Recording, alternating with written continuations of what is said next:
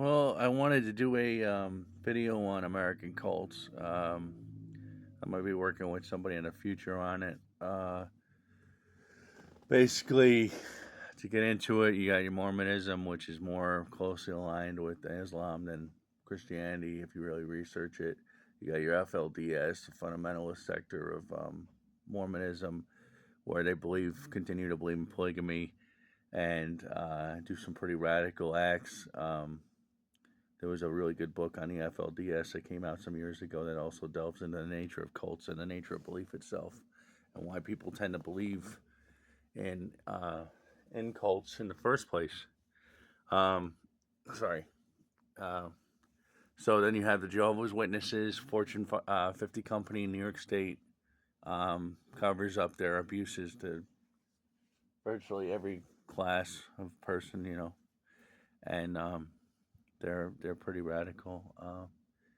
They think Roman Catholics are evil and the Pope is evil, and the world's going to end, and the world probably is going to end, but it's probably not going to end the way they think it's going to end because they've created their own translation of the Bible, and although it is very accurate in some regard, it is also very inaccurate in a lot of other regard. Um, but as time goes on, it's amazing how their translation actually holds up in a lot of ways, and what I found out is a lot of Catholic people believe that they're correct. That when Christ said, "You'll be with me today in paradise," to the thief, he wasn't talking about a literal, heaven right now. He was talking about this essentially limbo, uh, and I kind of dispute that. I think it takes the power out of the levity out of the statement, but I'm not really sure myself. I'm not a Greek scholar.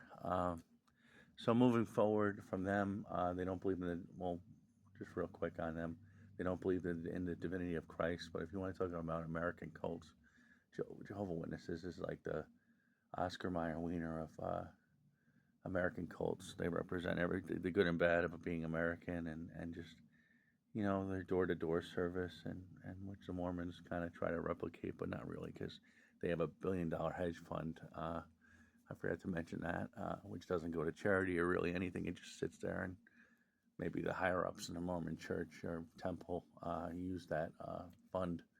So that kind of covers the two most loathsome of the Christian cults in America. And then you go on, you got Christian Science, and I want to say Marianne Walcott founded that religion, but I um, I can't really be sure. The founder of Christian Science was a woman. Usually cults are founded by males. Um, she was, by all accounts, a very incredible woman. Um, and they believe in a literal interpretation of the gospel that includes people can be healed of anything if you just believe hard enough, which obviously will lead to some complications. You have Val Kilmer, Iceman, who's a was raised Christian Scientist, and you have Maverick Tom Cruise, who was raised Catholic but unfortunately became a Scientologist, and is probably not a very good human being, or is just the most ignorant human being in the world if he can ignore all the abuses of the Scientological um, movement. Um, so then you move forward, and we mentioned Scientology, which is obviously the most thrilling and um, episodic and kind of media friendly religion cult. Um, they are founded by a antichrist figure named L. Ron Hubbard, um, who was later called El Ray by one fanatic follower named Captain Bill, who renamed him El Ray after he left his body, apparently. And the truth of L. Ron Hubbard is that he was a despicable human being in every regard. Um, he would get thrills out of hiring prostitutes and knifing them. Um, there's a rumor going around that he raped his daughter when she was 14. I don't have any substantiation on that, but that's been going around in the anti-Scientology circle for a while. Um, just a despicable human being would control people, viewed people as ants or things to be controlled, kind of like objects to be controlled for money extraction. he wanted to be absurdly wealthy. Uh, Sorry, something fell. He wanted to be absurdly wealthy, but the reality is that he wound up with so much money he didn't know what to do with it. He was living in a trailer with a bunch of suitcases full of money that he couldn't really do anything with, which is super ironic. The people who took over the church after he died were the ones also stealing from him, which he may have known or may not have known. But his brain disease had progressed so much from the stroke. I think he suffered multiple strokes. He was also an alcoholic and a drug addict, um, virulent and proud drug addict who had his own pharmacy on his boat when he was, um, more in his prime, I guess. But he never really had a prime because he was always a obese drug addict. So anyway, yeah, he was just a horrible human being. Went on to found Narconon, which is a anti-drug organization which um, runs a purification rundown, which is anti-science and kills people more than helps people. Um, he suggests that you switch to a different drug if you're having an addiction to one drug.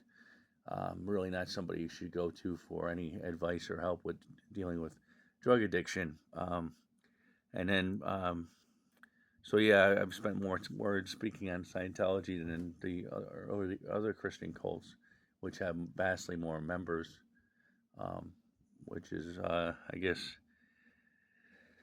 sad and sad and happy in a way at the same time. It's nice to know that Scientology is becoming more obscure and has very few members because it is such an evil money extraction cult that traffics children and immigrants. And um, so, yeah, he well, it's pretty obvious that L. Ron Hubbard was also a pedophile because he believed that children were adults and children bodies or babies were adults and baby bodies. And there's been so many abuses regarding their child care that now they force um, the paramilitary group, their Sea Org members, to have abortions because they abuse so many children.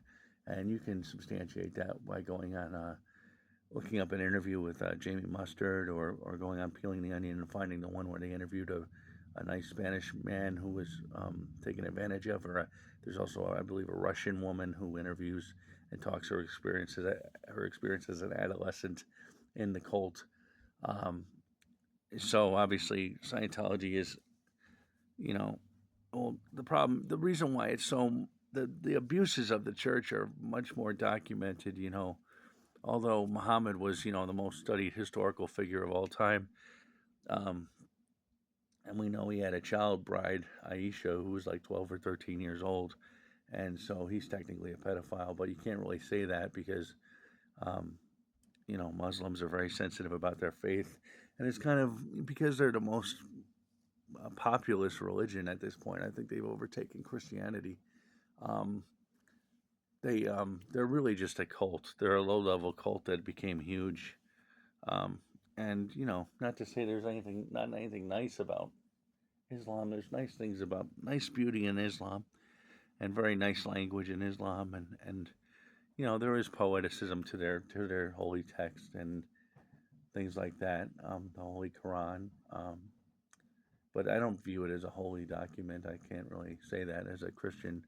Um, I actually think it's quite unholy, but there is poetic language in it. I know some Muslims, and they're all wonderful people. So I didn't want to talk about Islam in this video because it's so controversial, and also because it's a major world religion. Even though to me it's still just a low-level cult that became too big for its own britches. Um, I want to move forward from that, and so I'll tell you a quick story. There's another cult, a German cult started by Steiner, Rudolf Steiner, and he was apparently a racist, but he was another figure like you know, and I could have the name totally wrong. The founder of Christian Science, the woman in Christian Science, another figure who, and you'll find in these cults that oftentimes the founders are described as being fantastic human beings of incredible genius, of incredible ability, incredible insight, almost godlike powers, and some of them are pretty incredible human beings. and you can't deny their intellect or their ability to interpret and understand things. And however, that doesn't negate that what they create is harmful cults, and that should be the number one thing that's spoken about, really. So Rudolf Steiner was apparently also a racist, and that's unsurprising because he's German. At the time, many Germans were racist, and this all started from Madame Blavatsky. She had founded another cult, Theosophy, I believe it's called. So you have anthroposophy and theosophy, but they're both connected. They're both the same thing. Claire Blavatsky is another irresponsible, kind of like proto L. Ron Hubbard, who created critical race theory or created the Aryan race theory, that there's a supreme race through her understanding of a fictional book about Atlantis, which seems kind of crazy, but it gained legitimacy because of, if you follow John Atek's channel, he kind of tracks how the Nazi movement and Adolf Hitler himself were influenced by the work of the irresponsible Blavatsky, who started this cult. There's a famous retreat center here I'm in Massachusetts, but in New York State, Pumpkin Hollow, and my ex used to work there, and she wouldn't want to hear anything bad about Blavatsky, even though she was an irresponsible, horrible human being, you know. So moving forward from that, oh well, so I had some friends that were German. One woman had survived, you know, Nazi occupation, and she had moved to New York, Rye, New York, when she was 14, or Scarsdale, New York. Okay, so her father couldn't go with them because he was part Jewish, and this was during the occupation. Her grandmother drew a portrait that's been lost of Adolf Hitler ranting in a cafe. Her grandmother was a somewhat renowned German artist, and um, so at the time in Germany, people thought Adolf Hitler was a fool, a total joke. They didn't take him seriously. Unfortunately, this madman who used to rant in cafes and be the object of ridicule became the leader of Germany, and the rest is, as they say, history, unfortunately. Um, so I went to a talk with this German woman who was so beautiful, and she had studied Franz Kafka as her master's thesis. I was very close with her. I've since lost contact because I had this abandonment issue, and I feel like I don't want to experience death, and I would rather abandon somebody than watch them die. And she was getting older, and anyway, neither here nor there. And she was friends with this other fellow who was friends with Saul Bellow, and I think they got Saul Bellow sucked into anthroposophy. He was involved in that. Saul Bellow, obviously, famous Chicago writer of Herzog and a bunch of other famous novels. Um, so, um, so anyway, I go to this church meeting with the Theosophists or whatever, or the Anthroposophists, I'm sorry. And this guy gets on stage, and he's a bigwig administrator for the New School, and one of the big head honcho professors over there. And he goes on this rant about how Christ wasn't divine until he was on the cross, and then he became the sun god Apollo. And I'm sitting there squirming in my pew, and I wanted to say, "You're wrong. That's incorrect. That's not gospel truth." And my friend, she was so thankful that I didn't stand up and say anything. And I was in my 20s, and I would have stood up and said something to him, but I didn't. And looking back, I kind of wish I had, but it would have mortified Christiana had I done that. So in a way, I'm glad I didn't. Save her some grief. But I really thought that was strange. This guy gets up there and he goes, "Oh yeah, Christ, when he was crucified, that's when he became Apollo, the sun god. Then he took on his divine nature." Very, very strange occultic beliefs in this Steiner cult, anthroposophy. Anyway, moving forward, I was raised Roman Catholic, but I attended Baptist evangelical Bible camps my whole life. As a youth and teenager, I worked for one briefly, um, and I was treated very well overall.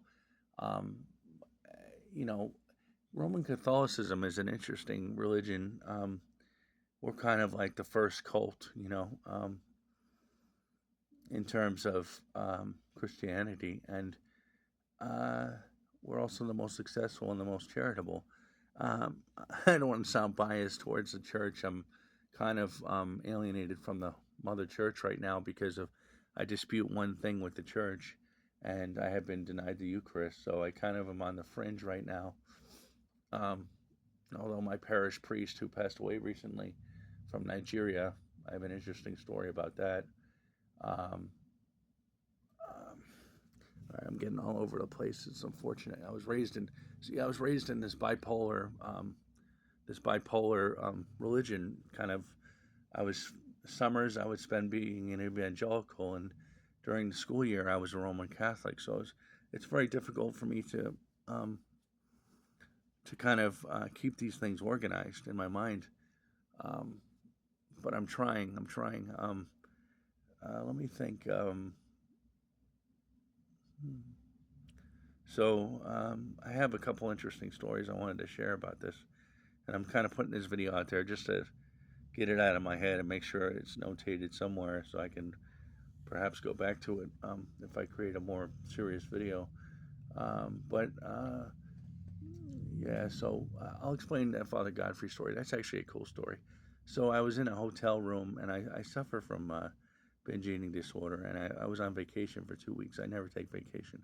I took vacation. I was getting DoorDash, and I was eating up copious amounts of food every night and throwing it up because I would just overload my body. And so, with that background going on the last day of me being in the hotel, I watched a famous Russian movie called Stalker by Andrei Tarkovsky, who was one of the only notable Christian filmmakers um, that we still talk about, I guess.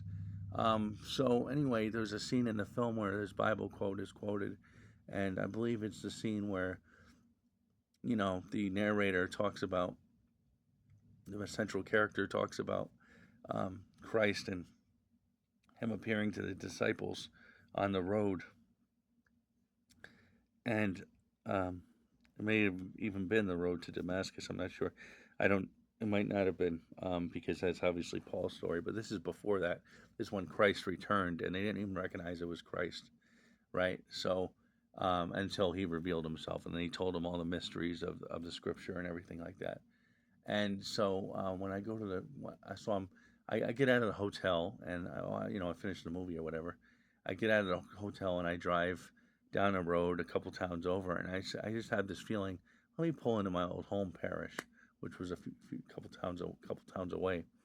So I pull in there, and there's one car in there, and as I pull in, Father Godfrey gets out of his car, and I park, and I get out. I approach him. I say, "Hello, Father Godfrey," and he goes, "I just arrived from Nigeria. I just uh, I just came in from the airport." I said, "Wow." So so I said, "Can I have a confession with you?" And he said, "Yes." And during the confession, he quoted the exact Bible quote from the Tarkovsky film, and that was a very incredible irony, but it made me feel loved. The fact that God had connected that little quote from the movie, and then all of a sudden, this Nigerian priest I randomly run into, that was my parish priest, one of my parish priests, that he quotes directly, right? So, and he was the only priest that I ever went to regarding my beef with the Roman Catholic Church that sided with me, and I saw many of them. Some of their opinions were outlandish. Most of them were in line with Catholic doctrine. I've had people pray over me to have a demon removed from me. I've had people bring out relics of the true cross of Christ, splinters, nails from the cross of Christ to pray over me, to remove this evil from me.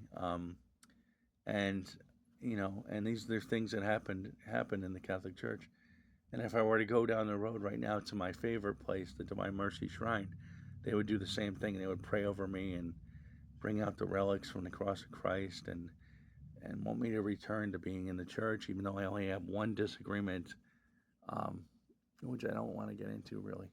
And then so going back to the evangelical church, they imbued me with a sense of creationism and all these other strange doctrines, and I believe most of it still to this day. A lot of the stuff, I think the idea of the central idea of evangelical Christianity, one of them is that we come from Adam and Eve, and so there's no race in that religion, black and white and whatever.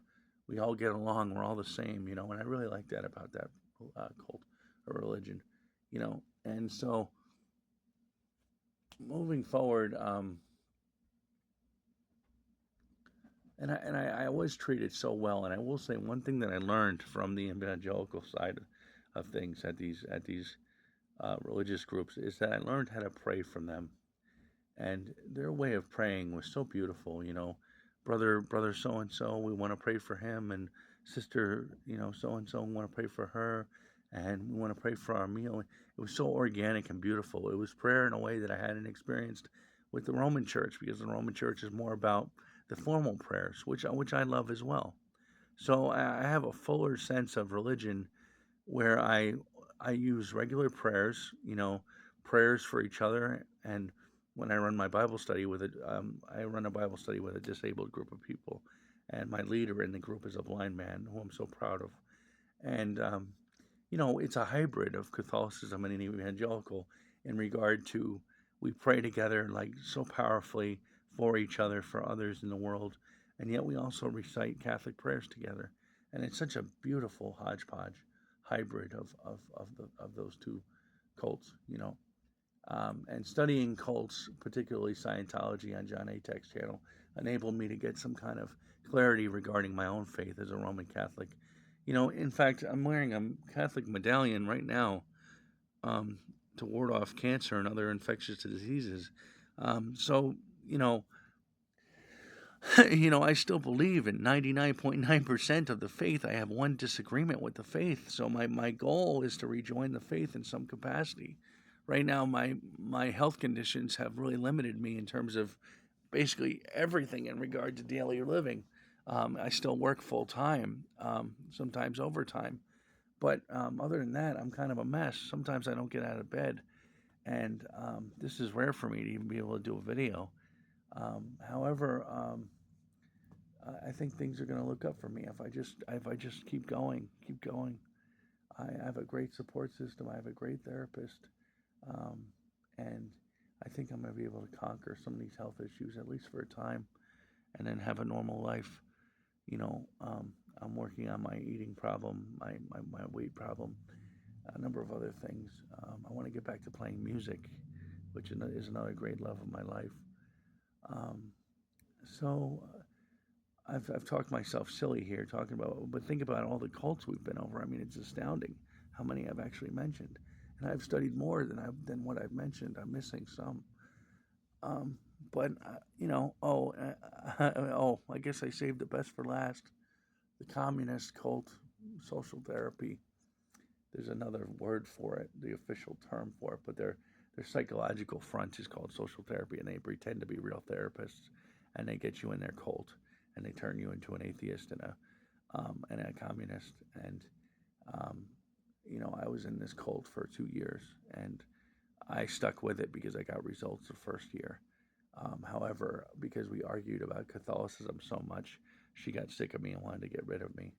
And I could go on and on with the stories of the abuses that this woman did to me, because she pretended to be a therapist, even though she's a licensed therapist in New York State and Connecticut. She's actually an abuser, and she's a cult member.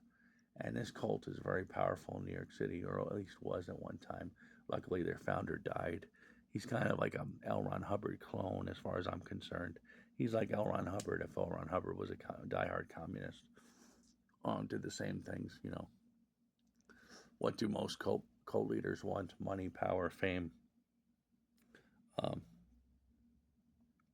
Money, power, fame, women, land. Land is a big one. You'll notice that the most successful cults have a lot of land. Scientology has a lot of real estate. Mormonism has a lot of real estate. Jehovah Witness, go find a town that doesn't have a Jehovah Witness center. You'll be hard pressed. So it's all interesting, and at the end of the day, And I survived that cult, even though she tried to destroy me, I survived. And she openly admitted that she was trying to replace Jesus in my life with herself. And be careful what you wish for, because you tried doing that to somebody who's a diehard, fanatical believer. You're going to get 30 emails a day and voicemails and text messages. Oh, I wanted to be Jesus, but now she doesn't, right? Because she realizes what she's really doing. So she had to get rid of me, obviously, because I was fanatical, And I don't know where to go from here. My personal beliefs is, obviously, I believe in Jesus Christ, and and I'm not in a cult, but I've studied so many of them, and I've been exposed to so many of them. The reason why I never got roped into Scientology is their marketing at the time in the early 2000s and 90s was very specious, and they still do this to this day. They don't know how to market themselves, and what they say is an old canard that a 12-year-old could see through. If it's true, if it's true for you, it's true. That's total bullshit, and everybody knows that. That's a subjectivism. It's stupid, right? But that's what they say because they can only go by what L. Ron Hubbard said, so they can't update their slogans and their bullshit. So, but there was a center in Albany, New York at the time, probably closed down now, but where they, brainwash people, because L. Ron Hubbard, why his cult is so particularly evil is because of the hypnotism aspect of it. He was a hypnotist, and as soon as you walk into one of their buildings, they start brainwashing you immediately. So anybody that says there's aspects of Scientology that are good are full of beans. None of it is good. None of it is good. If you want to really read a good article about what it really is, look up Jerry Armstrong. He wrote an article called Satanic Luciferianism by Any Other Name. And if you read that article, Satanic Luciferianism by Any Other Name, you'll understand what Scientology is. And I want to do a deeper dive into it, but I think I did in a previous video. But, a lot of what L. Ron Hubbard did was steal from others. I mentioned this in a previous video. Freud, Roman Catholicism. Their auditing is a satanic version of Catholic confession, where they record everything you say and do and try to shame you and try to hurt you, which is obviously not the goal of the Roman Catholic reconciliation. Although you can get yourself trapped, as I did in my religion. I would go to confession on a biweekly basis. I would see different priests, many, many, many priests, and I would even go to drive-through confession during COVID, and I was trying to fix myself, which became a very harmful form of self-abuse. So even in the official confession, there are ways to be abusive. However, I don't believe that it's inherently abusive, as obviously auditing is. Scientology auditing takes the idea of Roman Catholicism confessional, and they record everything you do and say to shame you and humiliate you if you attempt to leave them. They also use it as a form of blackmail and brainwashing. So I want to end here, and I just want to thank anybody who supported me, and I don't really have a lot of friends on the YouTube community right now, but the few ones I do, thank you. And I hope I can develop my channel in the future. We shall see. We've discussed a lot of American Christian cults, but I guess it would be remiss of me not to mention that the two most famous American Christian cults are obviously the Democratic Party and the Republican Party. And I can get in a lot of trouble for saying that. But basically, you have this element of the liberal and the conservative, and those two are the greatest cults in our country right now. And they're destroying each other. They're destroying everyone. They're trying to destroy the world. And it's disgusting what's going on in this country. So anyway, that'll be the end of this video. Take care. Bye.